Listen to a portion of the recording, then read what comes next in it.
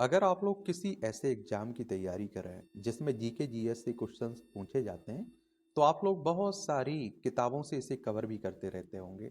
और देखिए GK GS आपकी यूपीएससी हो, सिविल सर्विस की बात कर रहा हूँ, स्टेट पीसीएस की बात कर लीजिए, वनडे एग्जाम भी होते रहते हैं, एसएससी, बैंक, रेलवे, शिक्षक भर्ती या पुलिस कांस्टेबल, एसआई, दरोगा के लिए इन सब में क्वेश्चंस पूछे जाते हैं इससे।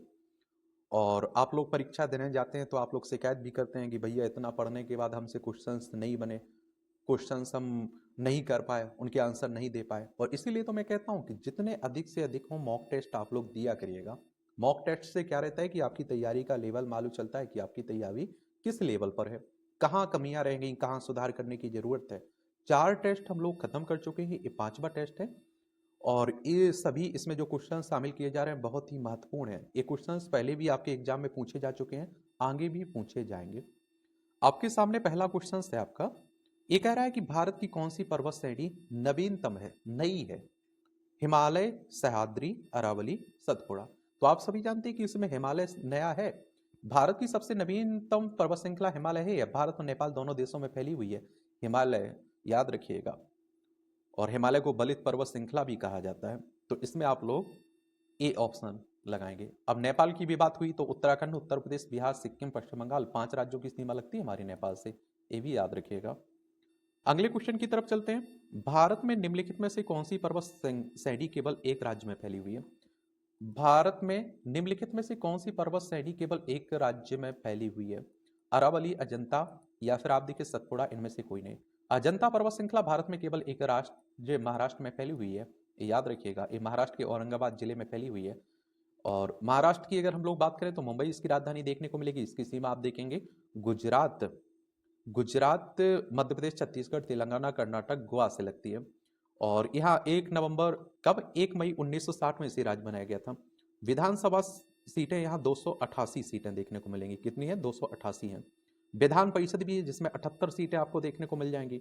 राज्यसभा में 19 सीटें देखने को मिलेंगी और लोकसभा में 48 सीटें आपको देखने को मिल जाएंगी। क्षेत्रफल में तीसरे नंबर पर है आपका महाराष्ट्र।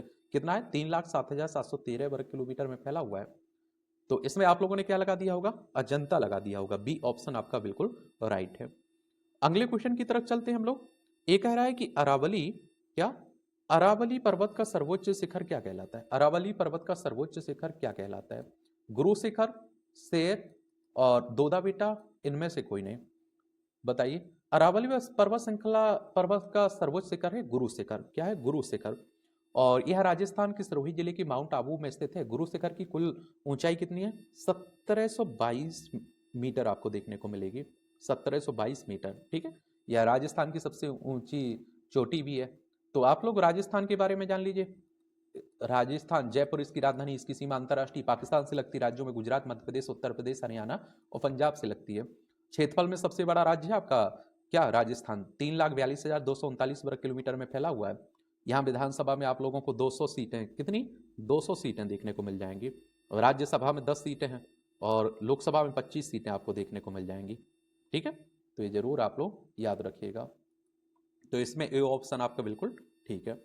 अगला है, निम्नलिखित में से सबसे प्राचीन पर्वत श्रेणी कौन सी है? पुरानी। निम्नलिखित में से सबसे प्राचीन पर्वत श्रेणी कौन सी? प्राचीन पर्वत श्रेणी देखने को मिलेगी विंध्य, हिमालय, अरावली, सतपुड़ा।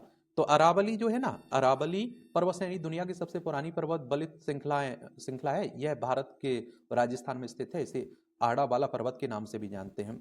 अरावली पर्वत श्रेणी को गोंडवाना लैंड भी का हिस्सा है ये। तो इसमें सी ऑप्शन बिल्कुल ठीक है। तोजू दर्रा भारत को किस देश से जोड़ता है? तोजू दर्रा भारत को किस देश से जोड़ता है? ये आप देखिए, बताइए। चीन, नेपाल, भूटान, म्यांमार। तो भैया आप देखेंगे कि तुजू दर्रा भारत को चीन के तिब्बत से जोड़ता है या हिमाचल प्रदेश के किन्नौर में आपको तुजू दर्रा भारत को म्यांमार से जोड़ता है। आप लोग याद रखिएगा। कहाँ? म्यांमार से। ये मणिपुर के दक्षिण पूर्व म्यांमार पर स्थित है। तो म्यांमार देखने को मिलेगा। म्यांमार से हमारे देखिए अरुणाचल प्रदेश, नागालैंड, मणिपुर, मिजोरम, 4 राज्यों की सीमा लगती है, ये भी याद रखिए। तो इसमें ए ऑप्शन हो जाएगा। नर्मदा नदी का अधिकांश भाग भारत के किस राज्य में बहता है? ये तो आप लोगों को मालूम होना चाहिए। कितना बहता है? अधिकांश भाग मध्य प्रदेश में बहता है। कहाँ बहता है? मध्य प्रदेश, राजस्थान, गुजरात, महाराष्ट्र। तो मध्य प्रदेश में बहता है ये, ठीक है। और आप देखिए भारत की 5वीं सबसे बड़ी नदी है, ये भी आप लोगों को याद होना चाहिए। टोटल इसकी 1312 किलोमीटर है, आप देखेंगे 1312 किलोमीटर इसकी लंबाई है टोटल। और ये भी है, आप लोग याद रखिएगा। मध्य प्रदेश में सबसे ज़्यादा बहती है, कितनी किलोमीटर बहती है? 10 ठीक है, ये भी याद रखिए, 1077 किलोमीटर के आसपास। और मध्य प्रदेश की बात करें तो भोपाल इसकी राजधानी देखने को मिल जाएगी। 1 नवंबर 1956 में इसे राज्य बनाया गया था। क्षेत्रफल में दूसरे नंबर पर है, 3,08,252 वर्ग किलोमीटर में फैला हुआ है। इसकी सीमा उत्तर प्रदेश, राजस्थान, गुजरात, महाराष्ट्र, छत्तीसगढ़ से लगती है। विधानसभा में 230 सीटें हैं, राज्यसभा में 11 सीटें, लोकसभा में 29 सीटें आपको देखने को मिल जाएंगी इसमें। ठीक है, तो ये भी याद रखिएगा। अगला क्वेश्चन है हमारे सामने, निम्नलिखित में से किस नदी का स्थल भारत में नहीं है? निम्नलिखित में से किस नदी का उद्गम स्थल भारत में नहीं है? नैनाब का, रावी, या आप देखते हैं कि सतलज, व्यास। तो ये तो आप सभी को मालूम है कि सतलज का नहीं है, बाकी तो है। ब्रह्मपुत्र, सतलज और सिंध नदियों का उद्गम भारत में नहीं है, ये भी याद रखिएगा। ये भी आप लोगों को याद रखना चाहिए, सतलज का नहीं है। सतलज उत्तर भारत में बहने वाली एक सदानी नदी है, माउंट कैलाश से निकलती है।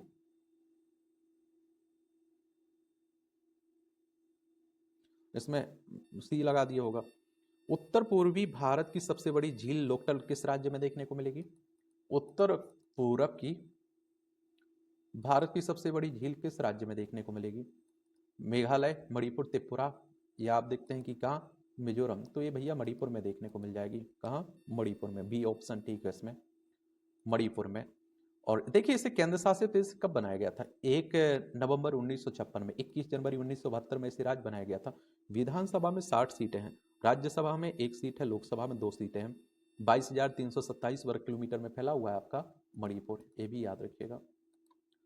अगले क्वेश्चन की तरफ चलते हैं। भारत की प्रसिद्ध लेगून झील है, भारत की प्रसिद्ध लेगून झील है, ये मानसरोवर, चिल्का झील, पुलिकट, डल। ये तो आपको चिल्का झील देखने को मिलेगा। कौन सी?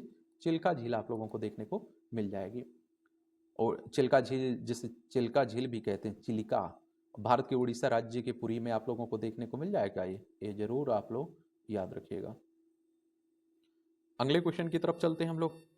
भारत के किस राज्य में फुलहर झील स्थित है? भारत के किस राज्य में फुलहर झील आपको देखने को मिलेगा? ये उत्तराखंड में, बिहार में, मध्य प्रदेश में, उत्तर प्रदेश में। तो ये आप देखिए उत्तर प्रदेश में देखने को मिलेगी आपको। और उत्तर प्रदेश की अगर हम लोग सीमा की बात करें तो अंतर्राष्ट्रीय सीमा नेपाल से लगती है। राज्यों में बिहार, झारखंड, छत्तीसगढ़, मध्य प्रदेश, राजस्थान, हरियाणा, हिमाचल प्रदेश, उत्तराखंड और दिल्ली से लगती है। 8 राज्यों से लगती है और एक केंद्र शासित प्रदेश दिल्ली से लगती है। अगर हम लोग विधानसभा की यहाँ सीटों की बात करें तो 403 सीटें आपको देखने को मिल जाएंगी। विधान परिषद भी है जिसमें 100 सीटें आपको देखने को मिल जाएंगी। राज्यसभा में 31 सीटें हैं, लोकसभा में 80 सीटें आपको देखने को मिलेंगी। तो ये आप लोग याद रखिएगा, ठीक है। तो उत्तर प्रदेश हो जाएगा इसमें। अगला है, भारत में प्रथम बहुउद्देशीय नदी घाटी परियोजना का निर्माण निम्नलिखित में से किस नदी पर किया गया था? गोदावरी, कावेरी, दामोदर, या फिर आप देखें कोयना नदी। भारत में प्रथम बहुउद्देशीय नदी घाटी परियोजना का निर्माण किस नदी पर किया गया था? तो ये तो आप सभी जानते हैं, दामोदर नदी होगा। और भारत में पहली बहुउद्देशीय नदी घाटी परियोजना दामोदर नदी पर बनी थी। यह परियोजना 7 जुलाई 1948 को अस्तित्व में आई थी। इसे दामोदर घाटी निगम के नाम से जाना जाता है। तो इसमें आप लोग दामोदर, यानी कि सी ऑप्शन बिल्कुल राइट है इसमें। भारत में सर्वाधिक वर्षा प्राप्त करने वाला स्थान कौन सा है? भारत में सर्वाधिक वर्षा प्राप्त करने वाला स्थान कहाँ वर्षा होती है? मावसिन राम, बीकानेर, शिमला, इनमें से कोई नहीं। मावसिन राम में होती है सबसे ज्यादा, मेघालय में देखने को मिलेगा ये।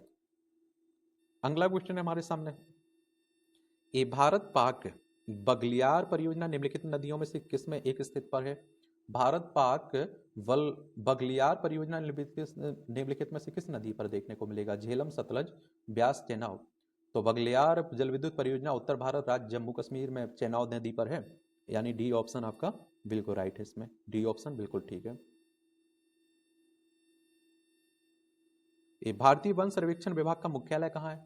भारतीय वन सर्वेक्षण विभाग का मुख्यालय कहाँ देखने को मिलेगा आपको? नई दिल्ली में, देहरादून में, या फिर आप देखते हैं कि कहाँ? देहरादून, भोपाल, नागपुर। तो ये आप देखिए देहरादून में देखने को मिल जाएगा आपको। कहाँ? देहरादून में। ये जरूर याद दे रखिएगा।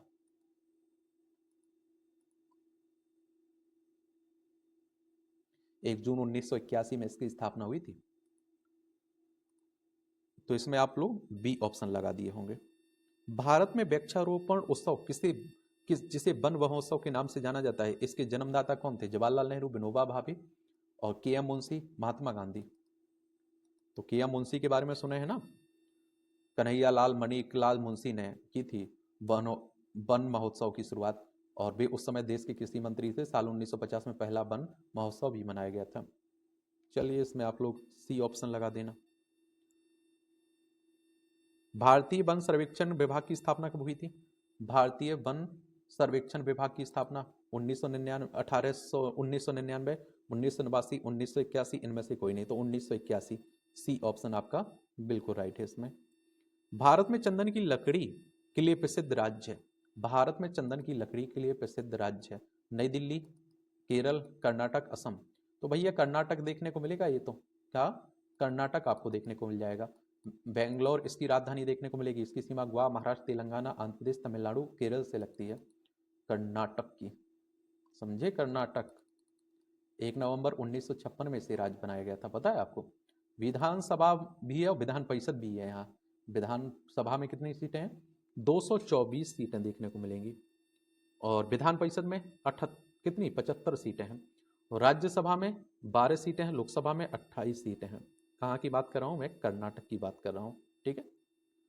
अगला क्वेश्चन है, भारत में दुधवा राष्ट्रीय उद्यान कहाँ स्थित है? भारत में दुधवा राष्ट्रीय उद्यान कहाँ देखने को मिल जाएगा आपको, बताइए? मध्य प्रदेश, तमिलनाडु, उत्तर प्रदेश, कर्नाटक। ये आप देखिए भैया कहाँ देखने को मिलेगा? दुधवा राष्ट्रीय उद्यान उत्तर प्रदेश के लखीमपुर खीरी में है। यह भारत नेपाल सीमा पर स्थित है। तो उत्तर प्रदेश, सी ऑप्शन बिल्कुल राइट है इसमें। भारत में कान्हा राष्ट्रीय उद्यान कहाँ देखने को मिलेगा? भारत में कान्हा राष्ट्रीय उद्यान कहाँ देखने को मिल जाएगा, बताइए? भैया ये तो मध्य प्रदेश में देखने को मिलेगा। भोपाल इसकी राजधानी है मध्य प्रदेश की, यही, ठीक है। बालाघाट मंडला जिले में स्थित है, मध्य भारत का सबसे बड़ा राष्ट्रीय उद्यान है। तो इसमें आप लोग क्या लगा दोगे? मध्य प्रदेश, डी ऑप्शन आपका बिल्कुल राइट है। अगला है, भारत में जिम कॉर्बेट राष्ट्रीय उद्यान कहाँ देखने को मिलेगा? भारत में जिम कॉर्बेट राष्ट्रीय उद्यान कहाँ देखने को मिल जाएगा आपको? असम, महाराष्ट्र, उत्तर प्रदेश, इनमें से कोई नहीं। तो भैया ये तो आपको कर्नाटक, कहाँ, उत्तराखंड में देखने को मिलेगा। इनमें से कोई नहीं होगा, उत्तराखंड में, यूके में देखने को मिलेगा आपको, ठीक है। विधानसभा में 70 सीटें हैं, राज्यसभा में 3 सीटें हैं, लोकसभा में 5 सीटें हैं।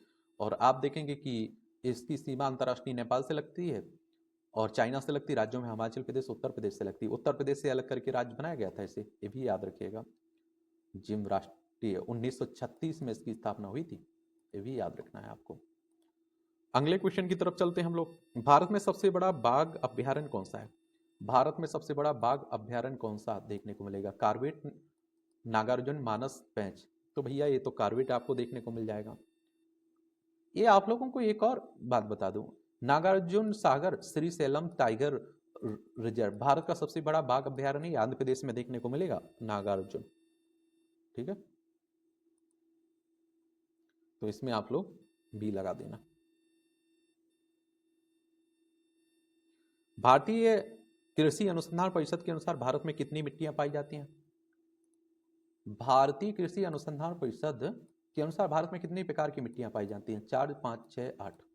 तो भैया ये 8 पाई जाती हैं, 8 तरह की पाई जाती हैं। जलोढ़ हो गई, काली मिट्टी हो गई, लाल मिट्टी हो गई, रेगिस्तानी मिट्टी हो गई, लेटेराइट मिट्टी हो गई, पहाड़ी मिट्टी हो गई, क्षारीय मिट्टी हो गई, पीट और दलदली मिट्टी देखने को मिलेगी। तो इसमें आप लोग क्या लगा दोगे? 8 मिट्टियां, डी ऑप्शन आप देखेंगे बिल्कुल ठीक है। भारत में काली कपासी मिट्टी को किस नाम से जानते हैं? एक कपास के लिए अच्छी रहती है ना। भारत में बताइए,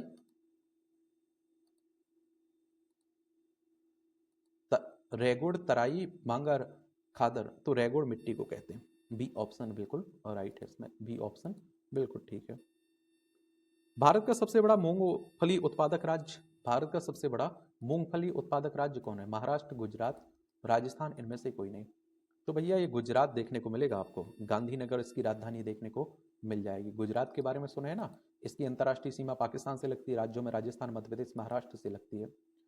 और इसे 1 मई 1960 में राज्य बनाया गया था। विधानसभा में 182 सीटें हैं यहाँ, कितनी? 182 सीटें।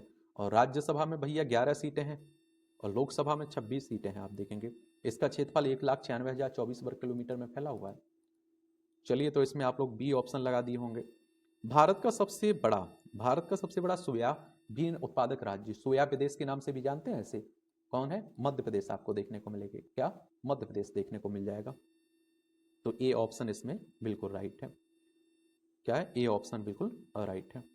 और इस तरह से आप देखेंगे कि आज के जो महत्वपूर्ण क्वेश्चंस थे उनके आंसर आप लोगों ने देखे। आपका स्कोर क्या रहा है ये आप लोग बताया करिएगा जरूर। मेरे लिए कोई सवाल हो, सुझाव हो तो आप लोग जरूर बता सकते हैं। धन्यवाद।